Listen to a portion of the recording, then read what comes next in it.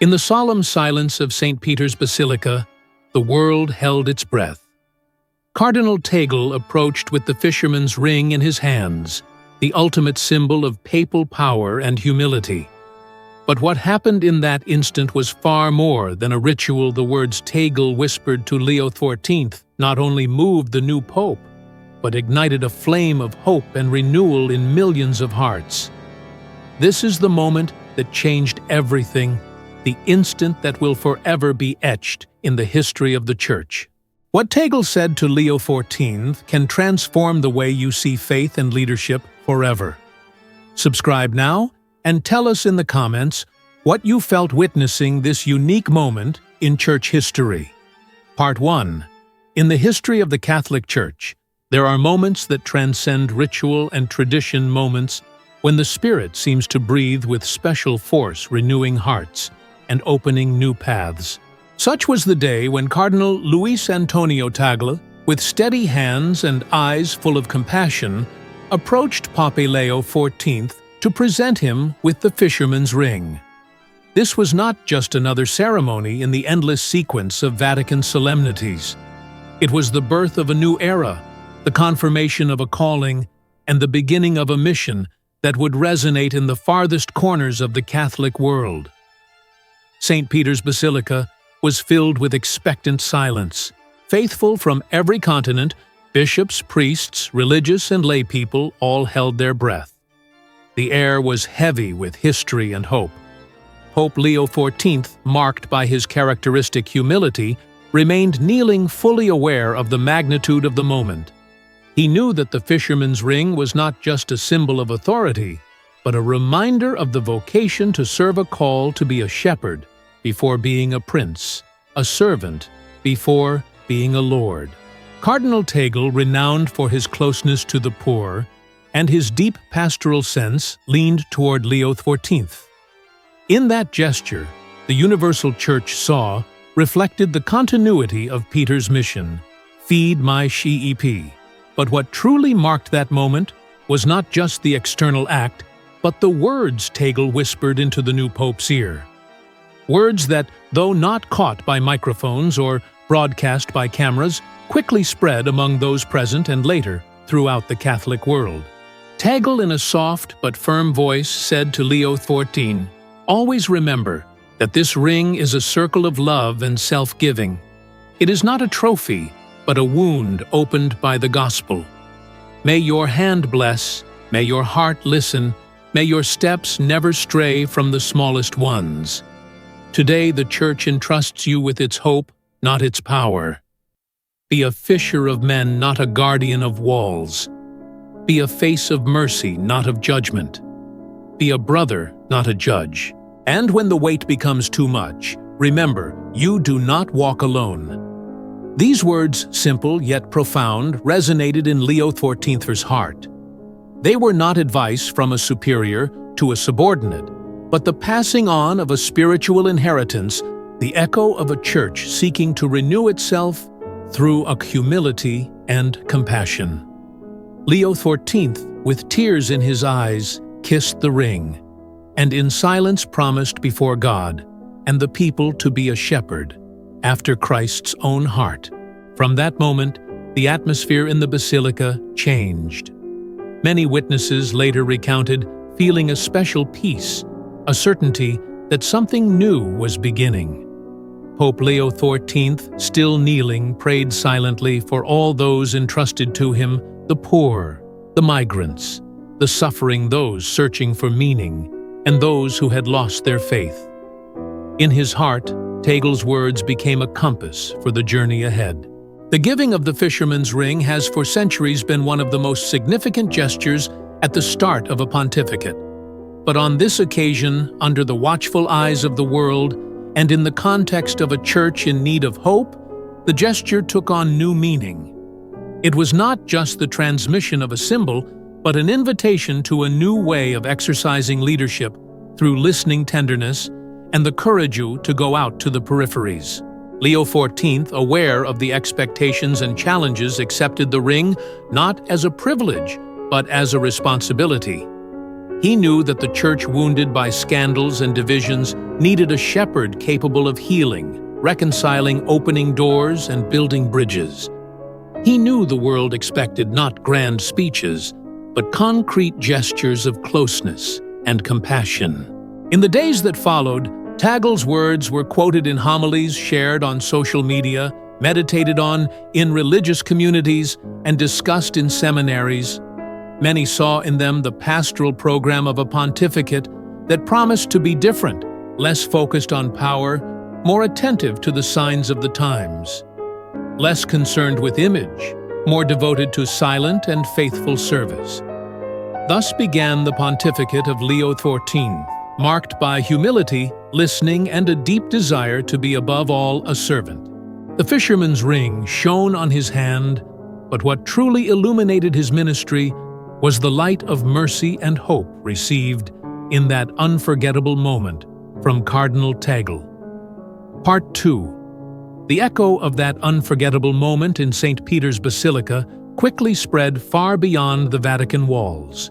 In the streets of Rome, in humble parishes across Latin America, in the forgotten neighborhoods of great cities, and in the most remote corners where faith remains the only hope, the words Cardinal Tagle spoke to Leo XIV became a topic of conversation, prayer, and reflection. It wasn't just the solemnity of the act that moved people, but the recognition in those words of a deep longing for a more human, more compassionate, more Christ-like church. From the very first instant of his pontificate, Leo XIV felt the weight of that spiritual inheritance. It was not a weight of power, but of compassion. Each time he looked at the fisherman's ring on his hand, he remembered that this circle was not an ornament, but a commitment to be a shepherd for all, especially the smallest, the voiceless, those wounded by life or by the Church itself. In his first homilies and messages, the Pope returned to Tagle's words, inviting the whole Church to bless more than judge, to listen more than speak, to walk together more than point out the way from afar. The reactions came quickly. Many faithful, especially the young and the marginalized, felt that something new was beginning. Social media filled with messages of hope, gratitude, and renewed commitment. Religious priests and lay people shared testimonies of how those words had touched their hearts and reminded them of the true meaning of their vocation. Even outside the Catholic world, leaders of other faiths and people distant from religion recognized the beauty and strength of leadership rooted in humility and service. But not everything was easy. Leo XIV also faced criticism and resistance. Some more traditional sectors viewed his simple style and insistence on mercy with suspicion. Others feared that such a pastoral approach might dilute doctrine or weaken the authority of the Church. The Pope, faithful to the words he had received, chose not to respond with confrontation, but with witness. The Church does not need to defend itself with harshness, but to convince with tenderness, he said in one of his first general audiences. The ring I wear is not a shield, but an open door. In his daily life, Leo XIV sought to be consistent with the mission he had received. He reduced protocols, simplified ceremonies, and opened the doors of the Vatican to those who would normally never have access. Migrants, victims of abuse, people living in poverty, young people searching for meaning. He invited cardinals and bishops to spend more time on the peripheries, to listen to people's stories, to let themselves be challenged by the pain and hope of others. The Pope also insisted on the importance of prayer and discernment. He knew that true Christian leadership is not improvised nor sustained by good intentions alone. Every morning before starting his day, he paused for a few minutes in silence, looking at the fisherman's ring and repeating to himself Tagle's words, "May your hand bless, may your heart listen, may your steps never stray from the smallest ones." This simple prayer became his anchor, his refuge in storms, and his source of inspiration for every decision. As the days passed, The figure of Leo XIV won the affection and respect of many, not for brilliant speeches or spectacular gestures, but for his closeness, his ability to listen, his humility in asking forgiveness when he made mistakes, and his courage in denouncing injustice. Many began to see in him the face of a shepherd who walks with his people, who is not afraid to get his feet dirty on the dusty roads of real life, who does not lock himself in palaces, but seeks to be where life hurts and hope needs to be rekindled. Thus, the moment when Cardinal Tagle gave the fisherman's ring to Leo XIV and whispered those words became a symbol of a new stage for the AC Church. A stage marked by mercy, listening, courage, and tenderness. A stage in which power is understood as service and authority as the capacity to love. A stage in which the Pope, far from being a distant monarch, becomes a brother, a friend, and a companion on the journey for all. In every encounter, every gesture, every word, Leo XIV continues to remember and live out the message he received that day. Be a fisher of men, not a guardian of walls. Be a face of mercy, not of judgment. Be a brother, not a judge. And so little by little the history of the Church is changing, not through great revolutions, but through the humble force of a love that becomes service, and a hope that is renewed each day. Part 3. The echo of that sacred instant continued to grow in the daily life of Pope Leo XIV. It was not merely an emotional memory or an anecdote for history books, but a living seed that began to bear fruit in his style of governance and in his way of relating to the Church and the world. Every time he welcomed a visitor to the Vatican, every time he greeted pilgrims in St. Peter's Square, every time he met with the poor, the sick, or the marginalized, Leo XIV carried Tagle's words within him as a silent compass. The Pope understood that the fisherman's ring was not just an ancient piece of jewelry, but a constant reminder of his vocation to serve. In long meetings with cardinals and bishops, when discussions grew tense or differences seemed insurmountable, Leo XIV would often glance at his hand, touch the ring, and remember, today the Church entrusts you with its hope, not its power. That simple yet radical phrase helped him remain calm, listen before speaking, and always seek the common good above any personal or institutional interest. In his first months as Pope, Leo XIV initiated a series of gestures and reforms that surprised both his collaborators and the world. He reduced the pomp of Vatican ceremonies, preferred small and personal encounters over GR and events, and dedicated time to visiting hospitals, prisons, and peripheral neighborhoods. In every place, he repeated the same message: the Church is called to be a home for all, especially those who suffer most. We are not here to judge, but to bless. Many of the faithful, especially young people, identified with this pastoral style. Social media filled with images of the Pope, embracing children, listening to the elderly, sharing meals with migrants and refugees. The media began to speak of a Leo effect, a wave of closeness and compassion spreading from Rome to the farthest corners of the Catholic world, renewing the Church's image before the world. However, Leo XIV was also aware of difficulties and resistance. Not everyone welcomed his simple approach and insistence on mercy. Some ecclesial sectors feared that openness to those most distant could endanger Catholic identity or weaken discipline. Others outside the Church accused him of naivety or of not being forceful enough in the face of global challenges. Faithful to his style, the Pope did not respond with polemics or defensive speeches. He preferred prayerful silence and daily witness. In private, he shared with his closest collaborators that the true reform of the Church is not achieved by decrees, but by conversion of heart. The ring I wear reminds me every day that Christian power is service, and that Peter's authority is measured in the capacity to wash feet and welcome all, he often said. In his homilies, Leo XIV began to deepen the figure of Peter, the first fisher of men weak and brave, capable of denying and of loving to the end.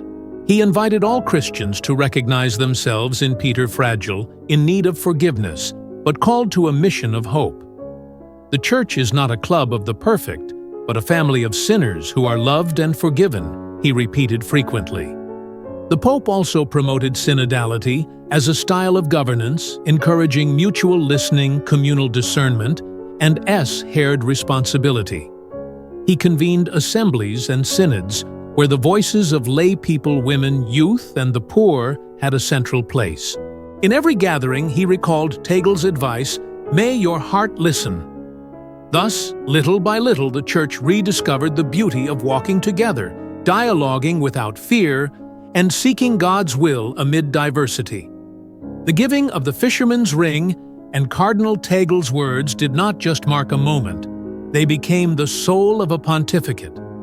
Far from seeking the spotlight, Leo XIV strove to be an instrument of communion reconciliation and hope.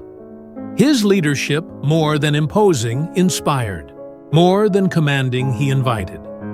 More than judging, he embraced. Thus, the story of that gesture lives on in the memory and present of the Church. Every time the Pope blesses a child, comforts the sick, or listens to the marginalized, Tegel's words echo in every heart, "Be a fisher of men, not a guardian of walls. Be a face of mercy, not of judgment." And so to he, Church of Leo XIV, walks on humble and courageous toward a future where love and hope are always greater than fear and division. Part 4. As the months of Leo XIV's pontificate went by, the profound meaning of the fisherman's ring and Cardinal Tegel's words became woven into every one of his decisions and pastoral gestures. It was not uncommon for the Pope, during a general audience or a visit to a distant community, to publicly recall that moment when he received the ring and the mission to be above all a brother and a servant. For Leo XIV, that memory was a source of humility and strength, a constant reminder that the greatness of the Church does not reside in the splendor of its temples, but in the capacity of its shepherds to draw close to the least. One of the most visible fruits of this spirit was the opening of the Vatican's doors to those who had traditionally been ignored or marginalized. Leo XIV initiated days of encounter with migrants, with victims of violence, with at-risk youth, and with families broken by poverty or exclusion. In each meeting, the Pope listened more than he spoke, looked people in the eyes, took their hands, and blessed them with a tenderness that disarmed prejudice and healed old wounds. The international press began to speak of the Leo effect, a wave of closeness and compassion radiating from Rome to the farthest corners of the Catholic world. Many bishops and priests, inspired by the Pope's example, redoubled their efforts to be present in the peripheries, to open their parish doors, and to accompany the most vulnerable. Tegel's words, repeated again and again by Leo XIV, became the motto of a church that goes out today. The Church entrusts you with its hope, not its power. Leo XIV also promoted changes in the formation of future priests and in seminary life. He insisted that preparation for ministry could not be limited to academic study or observance of rules, but had to include concrete experiences of service, of list-eaning, and of life shared with the poor. He personally visited several seminaries, and on each occasion invited young men to see the ring not as a goal of prestige, but as a call to self-giving and silent sacrifice. On the international stage, the Pope used his moral authority to mediate in conflicts, to call for an end to violence, and to defend the dignity of migrants and refugees. His messages in favor of peace and social justice resonated especially in Latin America, Africa, and Asia, where Tegel's words about mercy and closeness found an echo in communities longing for a more supportive and committed church. In the Vatican, Leo XIV simplified protocols, promoted transparency, and encouraged the participation of lay people, especially women in decision-making processes. He created spaces for listening and communal discernment, convinced that the voice of the Spirit is manifested in diversity and sincere dialogue. In every reform, he recalled that power in the Church only makes sense when it is placed at the service of the gospel and the smallest. Cardinal Tagle's words remained his daily guide. In moments of fatigue or doubt, the Pope found comfort in prayer and in the memory of that simple yet meaningful gesture. "Be a fisher of men, not a guardian of walls," he would repeat to himself in silence before every important decision. And so, under his leadership, the Church rediscovered the joy of simplicity, the power of tenderness, and the hope of a future where everyone has a place. The pontificate of Leo XIV, marked by the giving of the fisherman's ring and Tagle's words, became a constant invitation to pastoral conversion. It was an invitation to leave behind fear, rigidity, and judgment, and to embrace mercy, listening, and the courage to go out to meet others. In this way, the story of that impactful moment continued to live, renewing the Church from within and showing the world the true face of the Gospel. Part 5. The message and example of Leo XIV, inspired by Cardinal Tagle's words at the giving of the fisherman's ring, began to resonate not only within ecclesiastical circles, but also in the daily lives of the faithful. Families, young people, religious and lay people alike found in the new pope a source of hope and renewal. Many began to ask themselves how they could live out in their own reality the call to be fishers of men and not guardians of walls, to be faces of mercy and not of judgment. Leo XIV, fully aware of the importance of daily life, paid special attention to small gestures and simple actions that could transform the atmosphere of a family, a community, or even an entire society. In his catecheses and Sunday messages, he invited the faithful to practice active listening, to open their hearts to those who think differently, to ask for forgiveness, and to forgive, to share bread with those in need, and to reach out to those who suffer. The revolution of the gospel begins in the small things he would repeat with conviction. Do not wait for great miracles. Be the miracle for others yourselves. During his apostolic journeys, Leo XIV always sought encounters with the most forgotten. He visited hospitals, prisons, marginalized neighborhoods, rural schools, and indigenous communities. In every place, he carried with him the memory of the ring, and Tagle's words, translating them into concrete gestures of closeness and comfort. He listened to stories of pain and hope, blessed the sick, embraced children, dialogued with young people, and encouraged local leaders not to lose faith in the transformative power of charity. Dioceses and parishes, motivated by the Pope's example, began to organize days of mercy reconciliation campaigns and spaces for dialogue to heal old wounds. Confessions increased, prayer groups multiplied, and many who had drifted away returned to the Church, drawn by a more welcoming and less rigid environment. The spirit of Tagle and Leo XIV gradually permeated church life, eating joy, hope, and a renewed sense of belonging. The Pope also promoted a spirituality of simplicity and gratuity. He insisted that true prayer does not require elaborate words or spectacular gestures, but a humble and open heart. He invited the faithful to pray as a family, to bless the table, to begin and end the day with a simple prayer, to trust in God's providence amid difficulties. The ring I wear reminds me that the greatest treasure of the Church is the faith of its simple people, he would affirm in his meetings with popular groups. In the social sphere, Leo XIV encouraged Catholics to commit themselves to building a more just and supportive society. He defended the rights of migrants, denounced human trafficking, promoted care for creation, and supported sustainable development initiatives.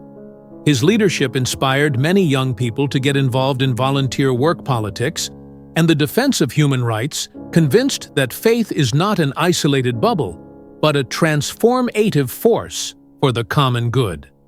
Despite these achievements, the Pope never ceased to remind everyone of human fragility and the need for grace. In his homilies, he often spoke about the importance of confession, reconciliation, and humility in recognizing one's own mistakes. No one is so poor that they cannot give, nor so rich that they do not need to receive. He would repeat, inviting everyone to live in a dynamic of giving and receiving. Thus, the message received that day at the giving of the fisherman's ring took flesh in the life of the Church and the world. Faithful to Tegel's words, Leo XIV strove to be a close, compassionate, and courageous pope, able to hear the cry of the poor and guide the Church along paths of mercy and hope. The impact of that remarkable moment continued to grow like a gospel seed planted in the heart of humanity. Part 6.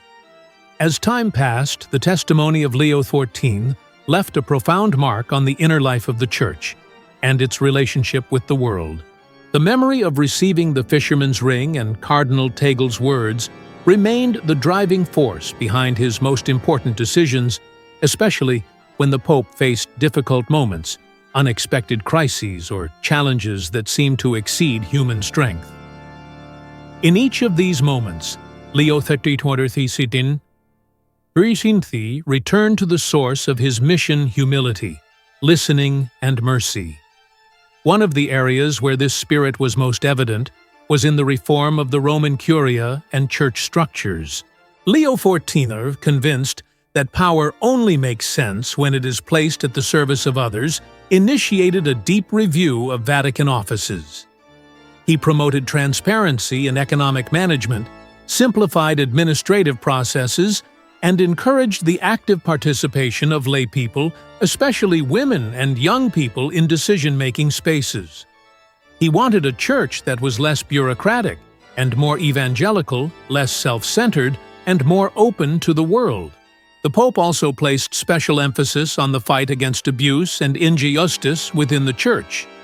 He created independent commissions to accompany victims, strengthen prevention protocols, and firmly sanctioned those who betrayed the trust of God's people. In every encounter with victims, Leo XIV not only offered words of comfort, but also concrete gestures of reparation and justice. "The ring I wear reminds me that I must protect the little ones and heal the wounds of the body of Christ," he would say with conviction. In pastoral ministry, Leo XIV promoted a church that goes out capable of going beyond its borders to proclaim the gospel in existential peripheries. He encouraged priests and religious to leave the temples and meet people in public squares, hospitals, prisons, and places where life is hardest. He fostered the creation of spiritual field hospitals, spaces of welcome and healing for those who feel distant or wounded by life. The Pope also championed ecumenical and interreligious dialogue, convinced that the Church must build bridges, not walls. He participated in meetings with leaders of other Christian denominations, Judaism, Islam, and indigenous religions, always from a place of respect and sincere search for peace. In every encounter, he recalled Tegel's words, "Be a brother, not a judge." His attitude of openness and listening was valued by many as a sign of hope in a world marked by polarization and conflict. In the daily life of the Vatican, Leo XIV was an example of simplicity and closeness. He reduced luxuries, preferred common means of transportation, and shared meals with employees and collaborators. He cared about the well-being of everyone from cardinals to the humblest workers. His simple lifestyle and his availability to listen to anyone who needed him became a silent yet eloquent testimony of what it means to be a fisher of men. Globally, the Pope was a prophetic voice in defense of migrants, the poor, and creation. His messages in favor of social justice, peace, and care for the planet inspired movements and campaigns around the world. Many saw in him not only the leader of the Catholic Church, but a moral reference for all humanity. Despite difficulties, Leo XIV never lost his joy or hope. In moments of trial, he returned to prayer and to the memory of Tagel's words, finding in them the strength to carry on. He knew that the mission he had received was not easy, but he trusted in God's grace and in the collaboration of all those who, like him, longed for a more humble, compassionate, and courageous church.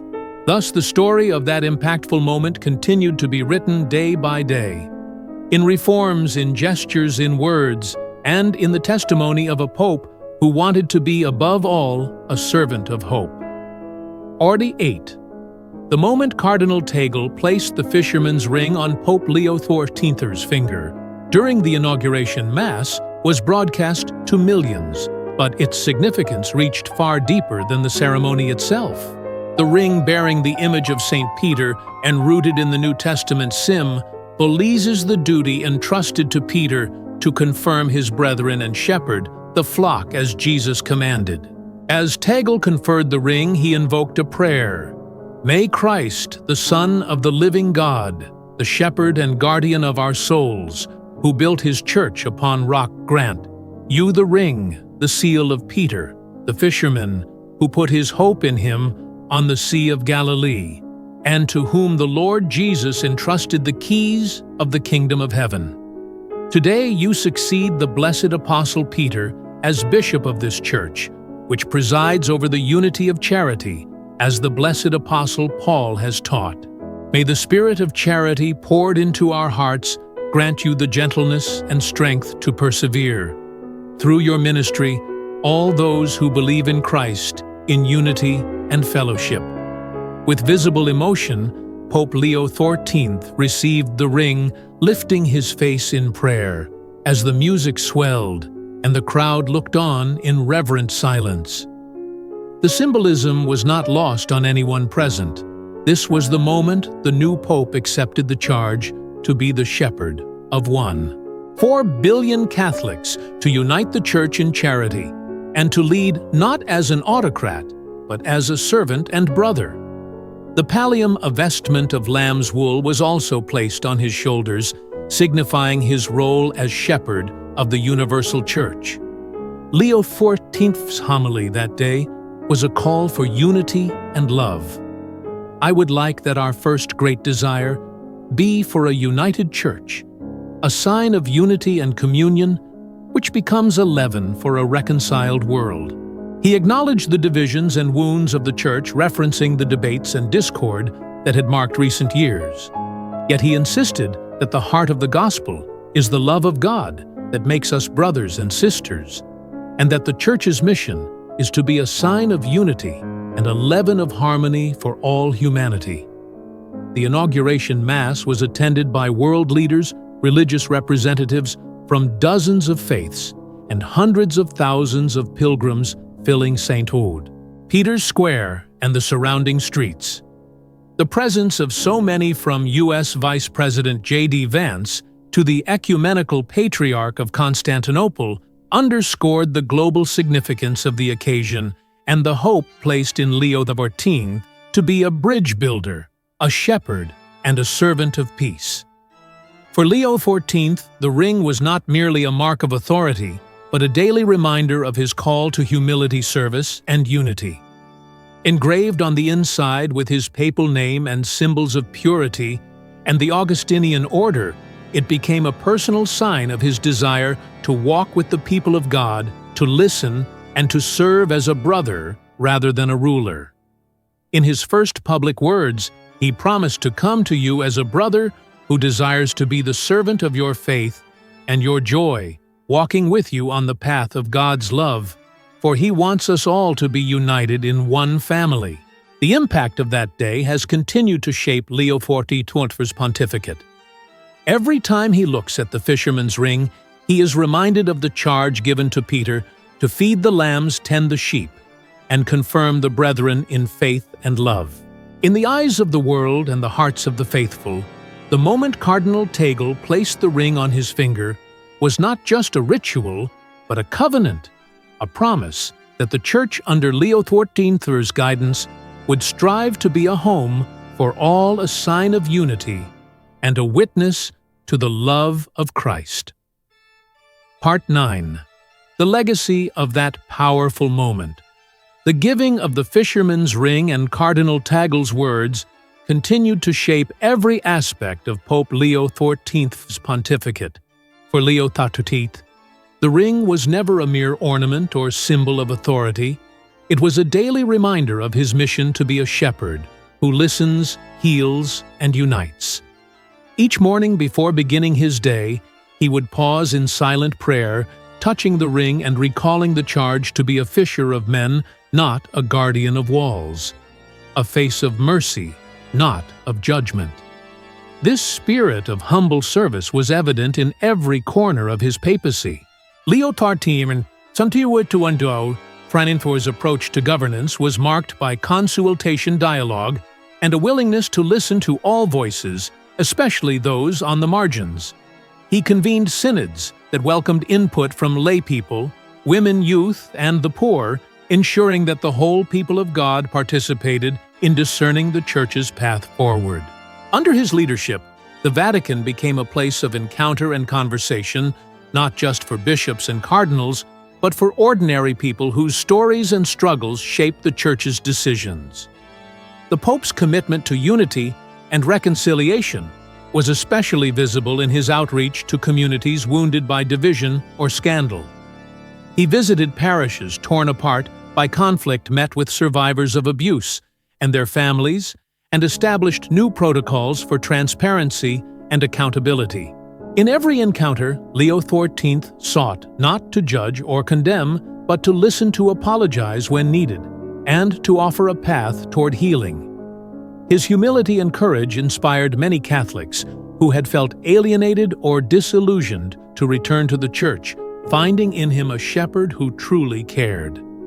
Leo XIV's vision of a church with open doors also extended to the world beyond Catholicism. He prioritized ecumenical and interfaith dialogue, meeting regularly with leaders of other Christian denominations, as well as with Jews, Muslims, Buddhists, and members of indigenous faiths. He believed that the fisherman's ring was not just a sign of his authority over Catholics, but a call to be a bridge builder among all peoples. His efforts led to new partnerships for peace-joint humanitarian initiatives and powerful moments of shared prayer in times of global crisis. Throughout his pontificate, Leo XIV remained deeply committed to the poor and vulnerable. He launched global campaigns for refugees, visited slums and migrant camps, and spoke out forcefully against injustice, corruption, and environmental destruction. His encyclicals on social justice and care for creation became rallying points for Catholics and non-Catholics alike, inspiring action at every level of society. In all of this, he never lost sight of the personal. He continued to visit the sick, write letters to prisoners, and welcome the lonely to his table. The world took notice. Media outlets praised his authenticity and courage. World leaders sought his counsel. Yet Leo XIV never allowed praise or criticism to distract him from his mission. He remained rooted in prayer, guided by the memory of that day when Cardinal Tagle placed the ring on his finger and whispered the charge to be a shepherd of hope and mercy. As the years passed, the story of that moment became a touchstone for millions. Families kept images of the ceremony in their homes. Priests referenced Tagle's words in their homilies. Young people shared the story on social media as a symbol of the Church's new direction. For many, it was proof that faith could still change the world, not through power or prestige, but through humble love, courageous listening, and the willingness to serve. In the end, the fisherman's ring was not just a relic of history, but a living sign of the Church's mission in the world. Under Leo XIV, that mission became clearer and more urgent than ever to be a community of mercy, unity, and hope, guided always by the gentle strength of a shepherd who knows that true greatness lies in service. Part 10. The final chapter of Pope Leo XIV's story is one of legacy transformation and a church poised for a new era. The image of Cardinal Tagle placing the fisherman's ring on Leo XIV's finger, accompanied by words that called him to humility, mercy, and service, remained the guiding force throughout his pontificate. As the years passed, this moment was not merely remembered, but lived out daily, in decisions, reforms, and the quiet witness of a shepherd deeply attuned to the needs of his flock. Leo XIV's election itself was historic, the first pope born in the United States, the first Peruvian citizen to become pontiff, and the first from the Order of St. Augustine. His background as a missionary and bishop in Peru, his years leading the Augustinians, and his deep ties to both North and South America gave him a truly global perspective. This unique identity shaped every aspect of his papacy, from his inaugural Mass, where he called the Church to be a beacon that illuminates the dark nights of this world, to his daily acts of listening, bridge building, and humble service. Leo XIV's tenure was marked by a commitment to synodality dialogue and a church that builds bridges always open to welcome everyone. He emphasized the importance of walking together not only among bishops and clergy, but with the whole people of God, women, young people, the poor, and those on the margins. He called for a missionary church faithful to the gospel, attentive to the suffering, and unafraid of the challenges posed by modernity, technology, and cultural shifts. His reforms reached deep into the Vatican itself. Leo XIV promoted transparency in finances, accountability in leadership, and the active participation of laypeople in decision-making. He simplified protocols, reduced unnecessary pomp, and opened the doors of the Apostolic Palace to migrants, victims of abuse, and the excluded. His daily life reflected the simplicity and closeness he preached, sharing meals with staff, listening to the stories of the forgotten, and always returning to prayer as his source of strength. Leo XIV's voice rang out for justice, peace, and the protection of life. He was a staunch defender of the unborn, the vulnerable, and the dignity of every person. He spoke out against abortion, euthanasia, and any threat to the sanctity of life, drawing from his pastoral experience in Peru and his unwavering commitment to Catholic teaching. He championed the rights of migrants, denounced human trafficking, and called for global action on climate change and care for creation. His encyclicals and public statements inspired Catholics and non-Catholics alike to see the Church as a force for good in the world. Yet Leo XIV's greatest legacy may be the spirit of unity and hope he fostered. His episcopal motto, "In illo uno, unum." In the one, we are one, became a lived reality as he worked tirelessly to heal divisions, reconcile communities, and invite all people to walk together as one church. He continued the path set by Pope Francis, embracing the reforms of the Second Vatican Council and calling for a church that is both faithful to tradition and open to the future. Even in the face of criticism or misunderstanding, whether for his centrist approach, his insistence on mercy, or his willingness to confront difficult issues, Leo XIV remained steadfast. He knew that the fisherman's ring was not a shield against suffering, but a summons to bear the burdens of the world with love. In every crisis, he returned to prayer and the memory of Tagle's words, "Be a fisher of men, not a guardian of walls. Be a face of mercy, not of judgment. Be a brother, not a judge." As his pontificate matured, Leo XIV's impact was felt not only within the Church, but across the globe. World leaders sought his counsel. The poor and forgotten found in him a friend and advocate, and Catholics everywhere rediscovered the joy of belonging to a church that listens, welcomes, and serves. His inauguration, Mass, his first words as Pope, and his daily example became touchstones for a new generation of believers.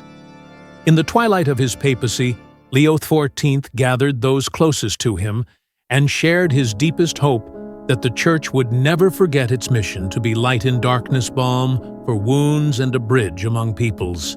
He entrusted the fisherman's ring not as a trophy, but as a living reminder of the call to serve, to bless, and to walk with the smallest and the most vulnerable.